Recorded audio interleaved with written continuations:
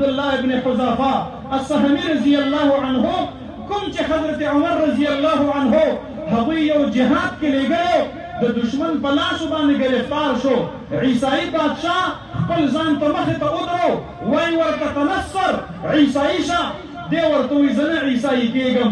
هغه خپلو پولیس والو ته امر کوي اوبه وخوب کوئ، اوبه ګرمې کوئ او د ده د سترګو د وړاندې دغې کټوۍ ته دغې جوشیده او دغې خوټ کېدلو اوبو ته د ده یو ملګری ور واچوئ.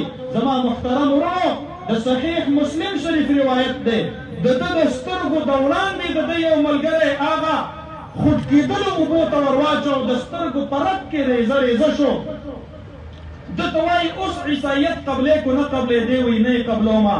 هغه خپل پولیس والو ته وایي دی بوځئ، دی مړ کوئ. دی چې کله روانېږي د ده د سترګو نه اوښکې راوځي. هغې پرې پوه شو چې دی پښیمانه شو، کیدای شي د مرګ د یېرې د وجې نه عیسایت ته غاړه کېښودلي، واپس یې بادشاه ته راولي. بادشاه ورته وایي پښیمانه شوې، ځکه دې د سترګو نه اوښکې روانې شولې. دی ورته وایي پښیمانه نه یم بادشاه، زه خفه یم او خفه په دې باندې یم ته به ما مړ کړې. زما په وجود کې یو روح دی د الله دپاره او د الله د رسول صلی الله علیه وسلم دپاره به قربان شي.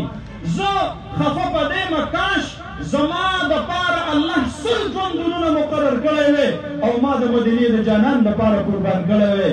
دا خو به یو روح وي او دا به لاړ شي، دا به قربان شي. بادشاه ورته وایي وایي دا ملګري درله رها کومه، خو راشه ما په تندي باندې ښکل کا. دی د خپلو ملګرو د رهایۍ دپاره هغه په تندي باندې ښکلوي. واپس چې کله لاړ، امیر المؤمنین عمر بن الخطاب رضی الله عنه ده ته اواز کوي دلته راشه، تا ډېر لوی استقامت اختیار کړی دی، ستا دا تندی د ښکلولو قابل دی، تا خپل ملګري هم رها کړل، تا د الله په دین باندې استقامت هم اختیار کړلو.